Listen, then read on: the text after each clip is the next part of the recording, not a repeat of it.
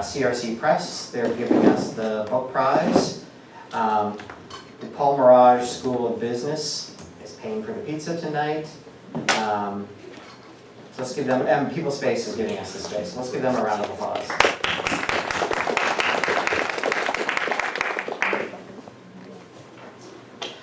So the talks, let's get started with them. Enough me rambling on. If Shruhi, if you want to come up and.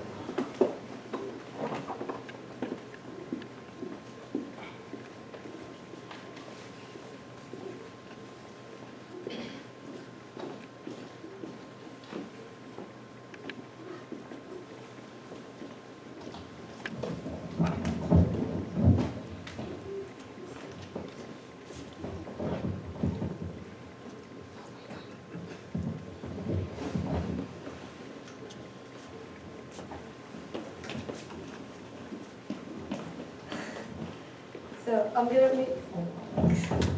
be talking about the project we did, and this is my teammate here, Chinyo, and she's gonna talk also. So basically, I'm gonna give you an insight into what the project was.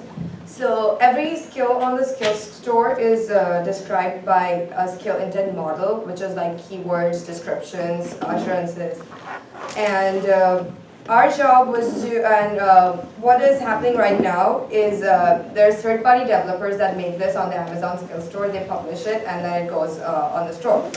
And they have to manually select like a category out of 21 categories that the skill would go into.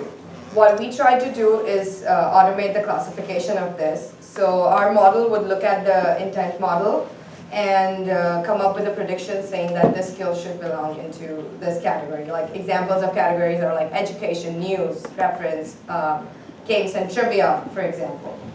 And for example, there's a game that's called Jeopardy. And so the name is Jeopardy, and it has like a description that goes like, do you want to play Jeopardy? So our model would look at this and try to come up with a prediction that this belongs to, say, games and trivia.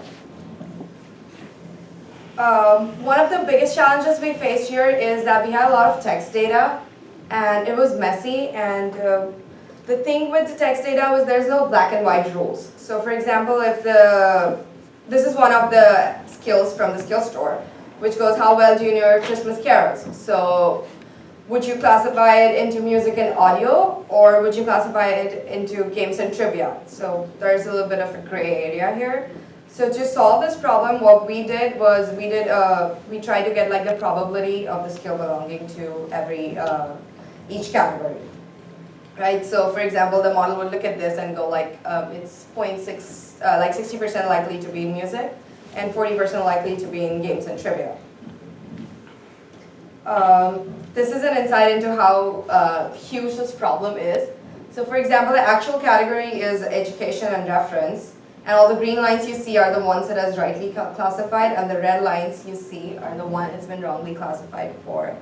So it goes into a lot of news and games and trivia. So these categories tend to overlap a lot. And this was a huge challenge that we had to deal with. And we did this project mostly in Python actually. And these are some of the tools that we use to do that.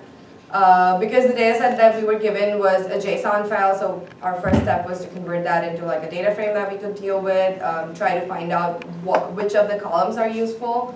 Because we had a lot of categorical data, for example, a parental control status, the maturity rating of a skill that would go no guidance maturity rating or guidance suggested. But a lot of the categorical variables were not useful because they would like be uniform across the data set, so we mostly dealt with text data over here. So we needed to create features from the text data, right? So we took two approaches, and I'm gonna let Sharon talk about those.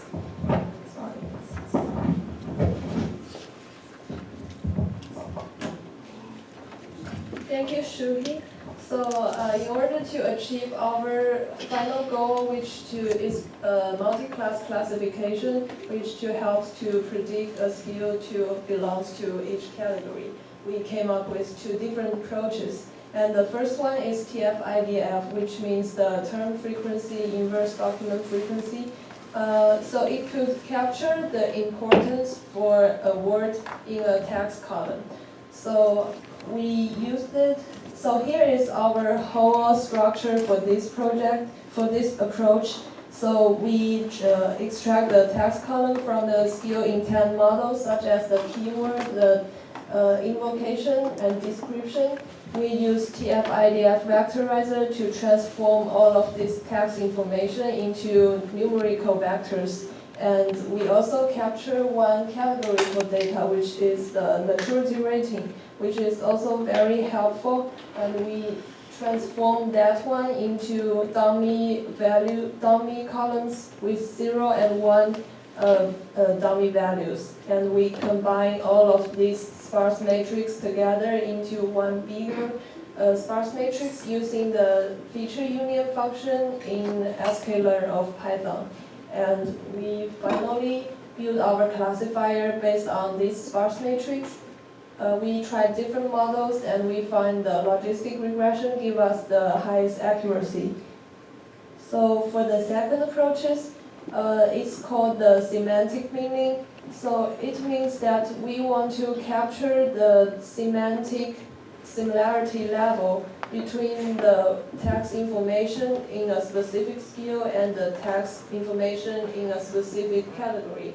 So we used a method called the word-to-vec to achieve this, because for every word it will have its corresponding vector, its unique vector, which could represent the specific word, and we could calculate the cosine similarity score between the skill and the corresponding category. So we construct a data frame with each row represents the skills and each column represents each category, and the number inside is the cosine similarity score. So we used it as the input for our model, and we also tried different models, find the XGBoost is the highest with the highest accuracy. So here is our performance for these two methods. We could see the method TF-IDF give us a little higher accuracy than the second method.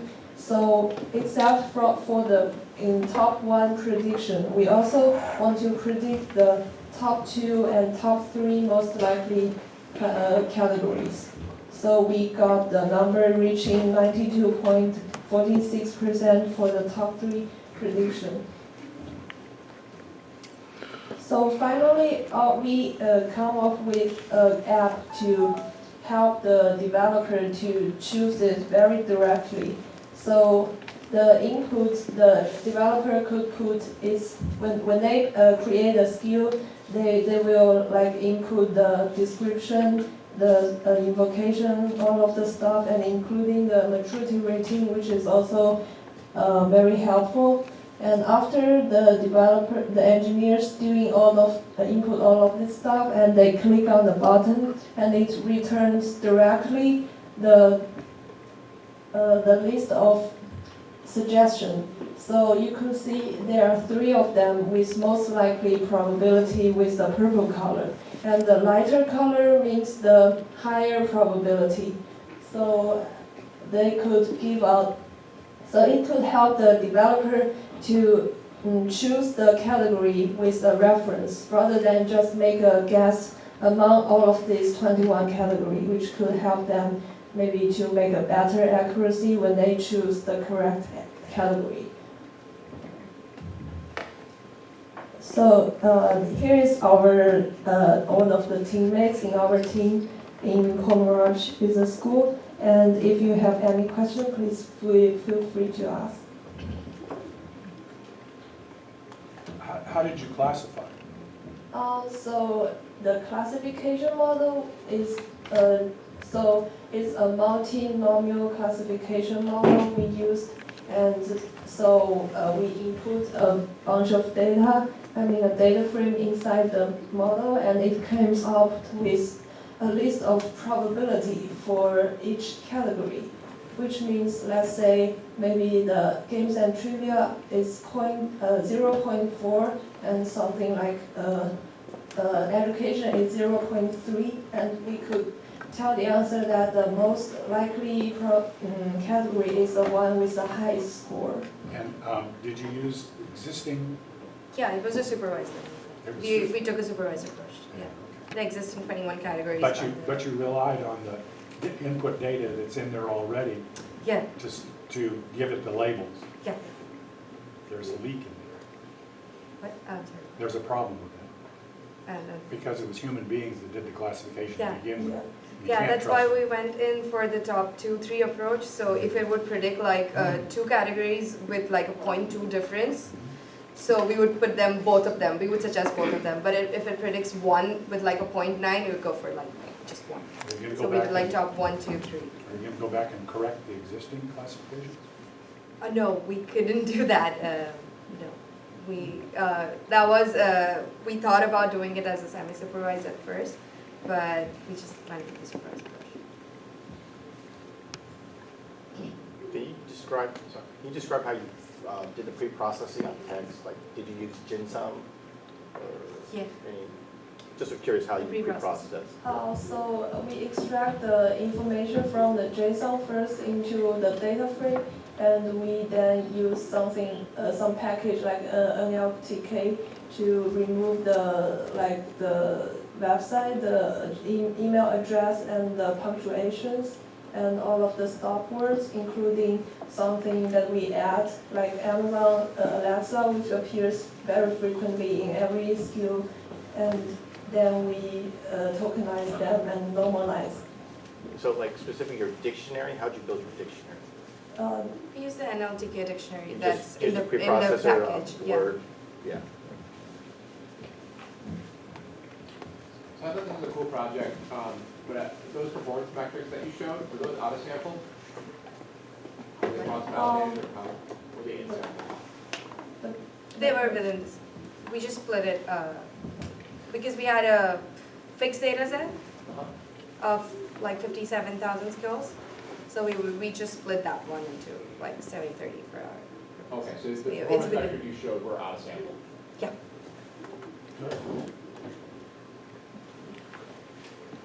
Any other questions? Thank you very much.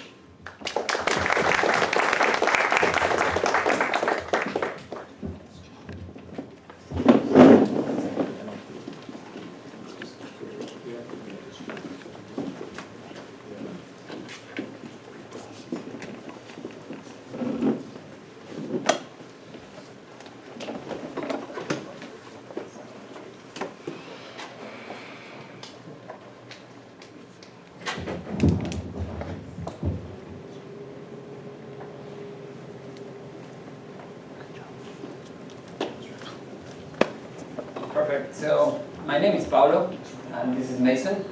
We are part of the MSBA, which stands for Masters of Science in Business Analytics, Capstone group, and we work with Pacific Life.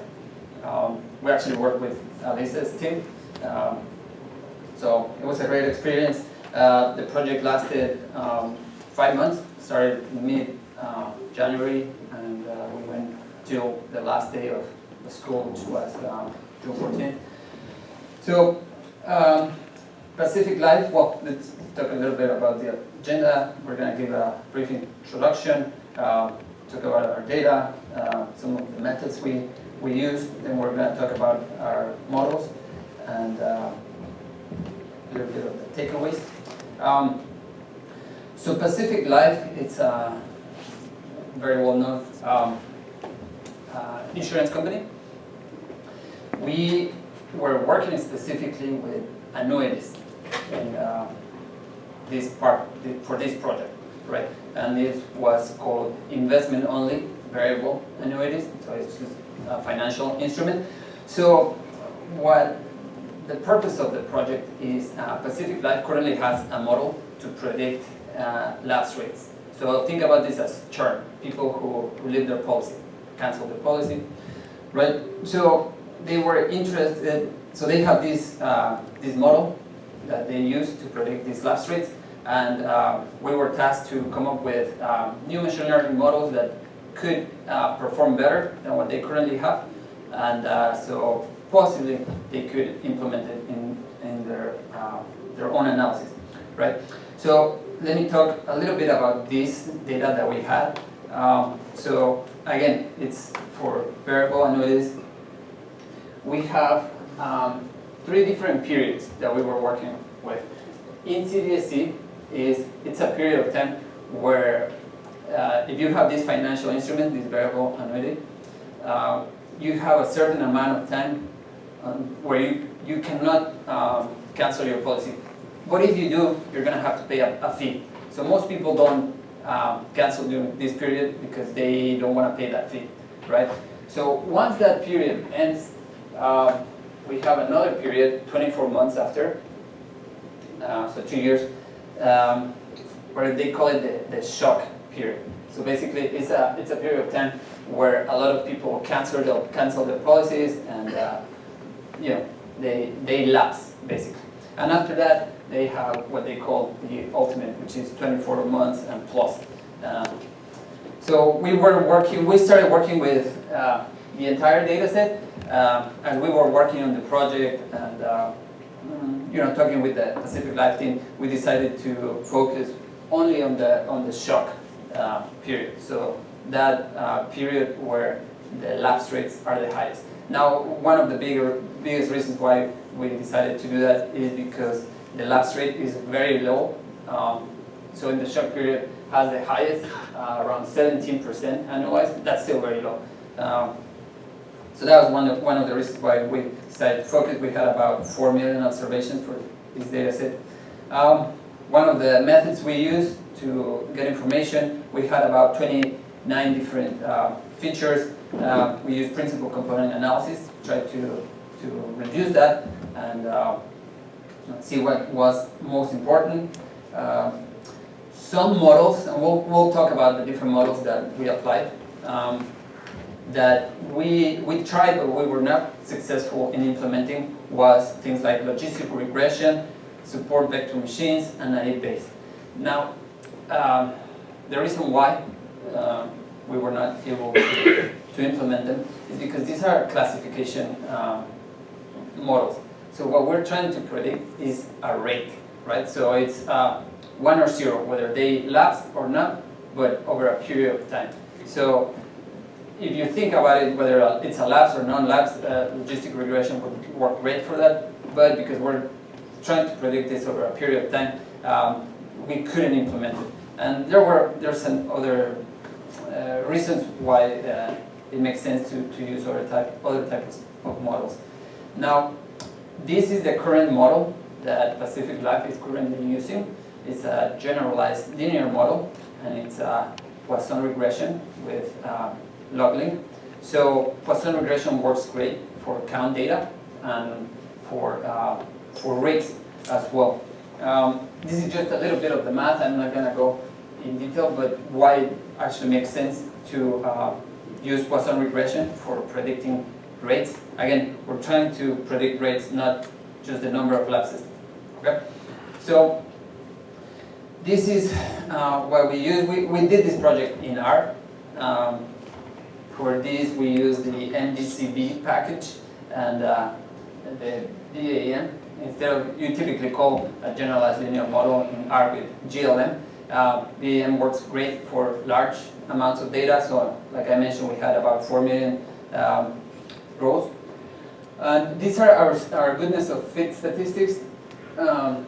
This is the model that the MSBA project we came up with. A deviance of 42,766 and RMSE root mean square error of 0.08. Now, this doesn't tell you much, but once we compare it with other different models, it will start to make a little bit more sense. Another thing that Pacific Life was currently not using was the K4 cross-validation. So, just so you get an idea, if you don't know, you have a full data set and you choose a K number. In this case, just as an example, we're choosing 10. What we're doing is that we're training with 9 and testing on 1 fold. Then we repeat the process until each fold gets tested, and this provides a better model that will take new data coming into to this model. Now, some of the things that we were tasked to do and why we were trying to compare these different models that we were using is interpretability. You know, how easy it is to interpret. That's something very important for Pacific Life, because they have auditors and financial regulators that they have to show why they do certain things. So that was important. The other thing important was that computational efficiency. How fast can we run these models? In seriatim, basically predicting every new policy without doing any aggregation of data, how easy it is to predict that. And then the model performance, it's basically our goodness of fit statistics. So this is how we ranked it: 1 with being the best, and 3 the worst. This is the current Pacific Life model. With the model that we came up with, you know, GLMs are very interpretable. It's easy. You have the coefficient for each variable, so it's easy to know how much it's affecting the predictor variable. It's very efficient, and it's very easy to predict in serial. Model performance, we put it as 3 because it had the lowest, the highest RMSE out of all the models. That doesn't mean it's a bad model. It's just out of the 3 that we were working with, this one was the lowest RMSE. Now, we also did random forest. I'm just going to go a little bit quick through this one.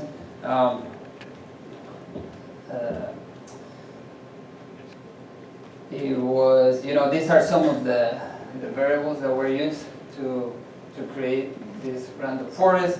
So total 9 variables.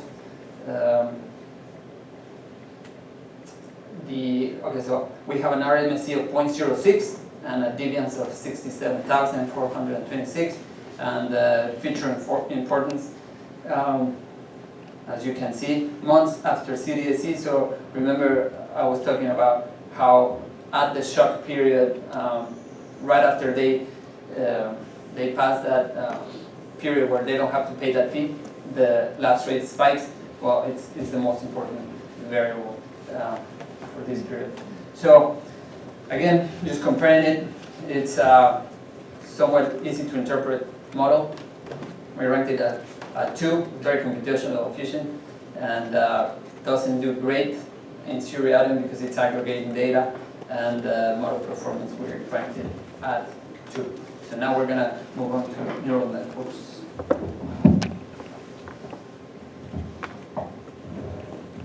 Cool. Thank you, Pablo. So I'll be going over the neural networks and then a little bit of the ensemble modeling. So we didn't originally choose neural networks. I was originally working on a naive Bayes model, but we didn't because it was more of a classification. And so we chose to do neural networks for these reasons. So in general, neural networks in a kind of regression type problem, which we were looking at, is just better performance. It has larger flexibility with better flexibility with large data sets. So with this little graph here, you can tell that a larger neural network can have better performance when the amount of data increases. And we had a pretty sizable data set, so thinking that the neural networks would perform pretty well. And so what's really nice about the neural network is that it has the ability to learn patterns and interactions between the data, so that has less importance on feature engineering. So, you know, as a Capstone group from the school, we weren't really domain experts in the financial field with Pacific Life, so kind of, you know, we worked with engineering variables, but the neural network can pick up on things that maybe we missed. So that was another plus. So just a general structure of the neural network. You have an input layer, you have n number of hidden layers, and then you have an output layer. So I chose to use a fully connected sequential network that is a simplified version of of that network up there on the right. And so at each input, you'll have input data, you'll apply an activation function, and then you'll get an output. That new output will now be the input for the next layer. So that's just basically how it works. And then our final output, which is one node, will be our lapse rate, right? So I use just simple rectified linear units as my activation functions for the hidden layers. This is just because it's the most basic activation function for regression type problems. This model, in all of our models, we only had so much time, so it may not be the best model. It was just kind of a proof of concept to see if we could improve on it. And then for my output, I used the hyperbolic tangent because we were looking at values between 0 and 1.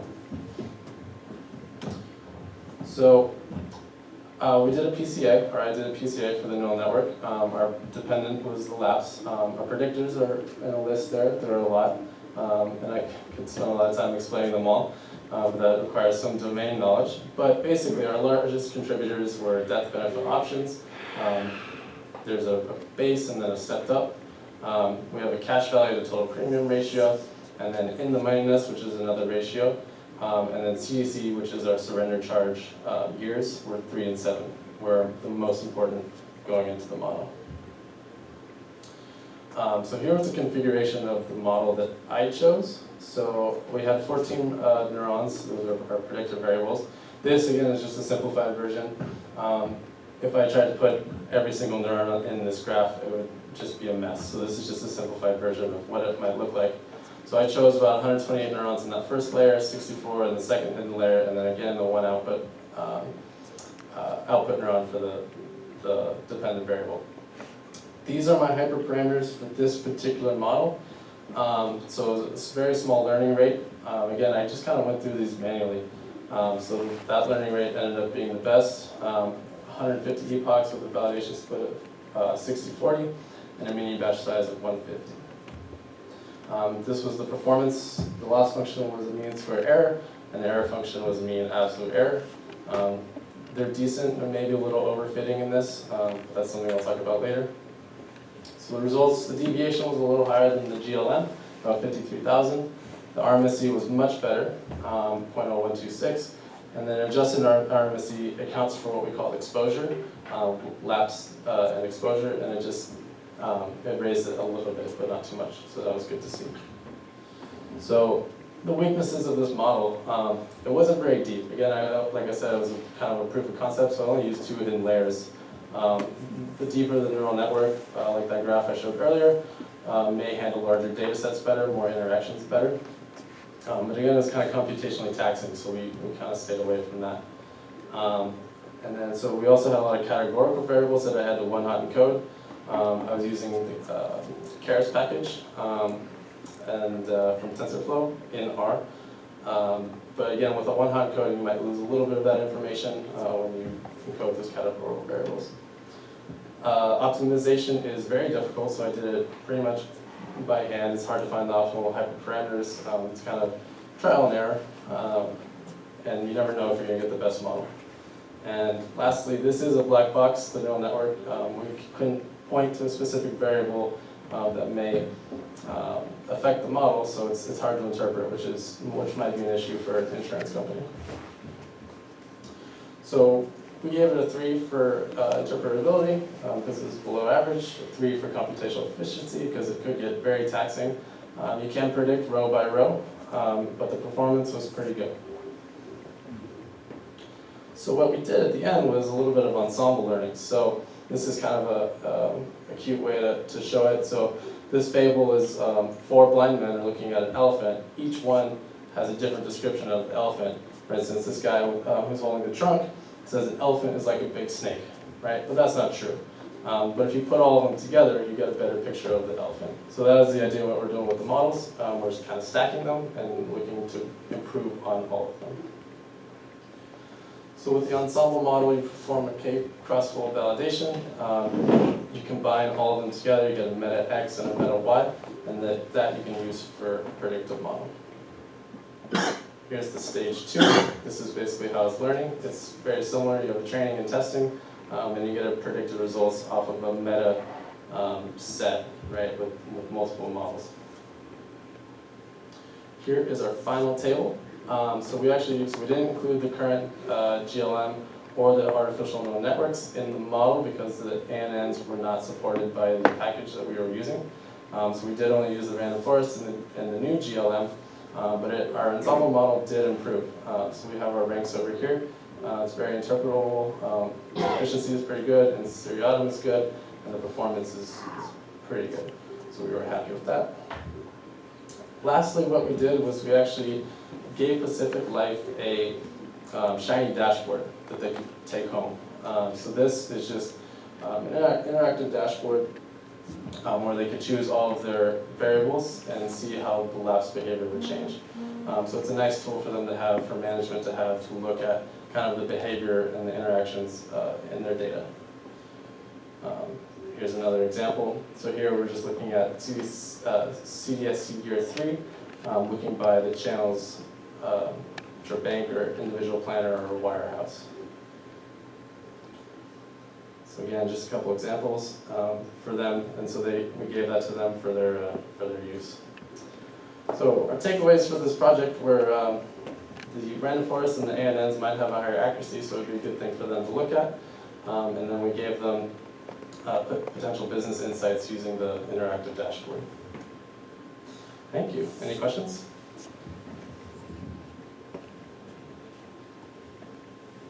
Yes? So was your dashboard using the neural network or the GLM? So the dashboard was just a descriptive statistic type data investigation. So we didn't have any predictive modeling in there. Gotcha. It was just for them to look at interactions, to use their domain knowledge and see what is potentially happening between the variables.